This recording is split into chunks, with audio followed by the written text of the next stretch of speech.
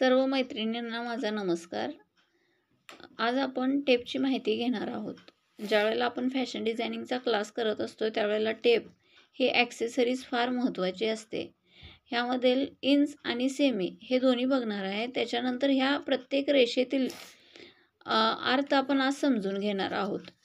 हा टेप आहे. या टेपमध्ये दोन बाजू असतात. एक इंचामध्ये असते आणि एक सेमीमध्ये असते. ही बाजू तुम्ही बघू शकता, ही बाजू इंचामध्ये येते.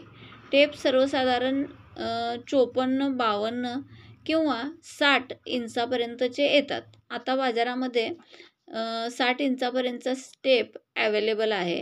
हा लिब्राचा टेप आहे. त्याच्यानंतर त्याची जर इंच तुम्ही बघितला तर 152 इंच 152 सेमी आणि 60 इंच अशामध्ये हा टेप येतो. हा टेप आपण पूर्ण उंचीची मापे, छातीची मापे म्हणजे सर्वसाधारण जर फॅशन डिझायनिंगचा क्लास करायचा असला, म्हणजे जी नवीन विद्यार्थी असतात त्यांच्यासाठी मी माहिती उपलब्ध करून देत आहे. आणि हा प्रश्नही एक येत असतो फॅशन डिझायनिंगच्या क्लासमध्ये, थेरीमध्ये, की टेप जो असतो तो किती सेमीमध्ये असतो. सेमी आणि इंच हे जे आपण हे अंतर आहे 1, 2, 3 हे इंचातील अंतर आहे. आणि जे हे अंतर आहे हे अंतर हे सेमीमध्ये आहे. त्याच्यानंतर ह्या ज्या रेषा आहेत ह्या रेषांचा अर्थ आता आपण समजून घेणार आहोत. तर ही तर पाहू शकता तुम्ही, ह्या मुख्यतः 3 रेषा फार महत्त्वाच्या असतात. ही जी मोठी रेषा असते ही अंकांची असते. 1, 2, 3, 4 अशाप्रमाणे ही अंकांची रेषा येते. हे इंचातील माप मी तुम्हाला समजावून सांगत आहे. त्याच्यानंतर एक नंतर जी मोठी रेषा येते ही अर्धा इंचाची रेषा असते.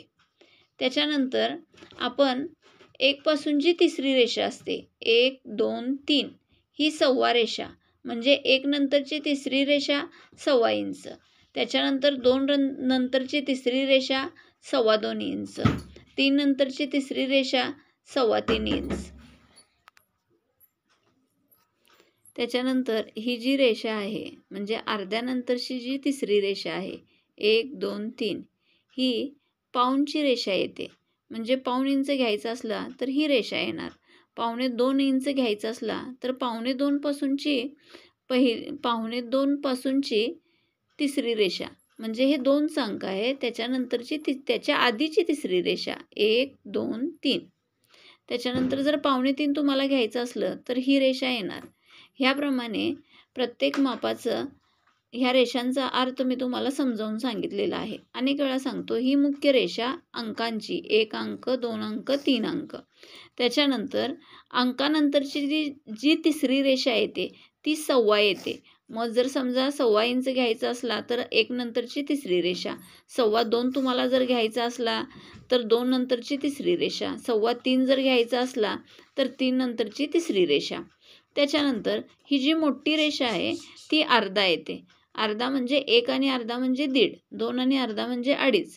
अशाप्रमाणे जोपर्यंत तुम्हाला टेपच्या रेषेचा अर्थ कळत नाही तोपर्यंत माप घेण्यासाठी अनेक गोष्टींना सामोरे जावे लागते.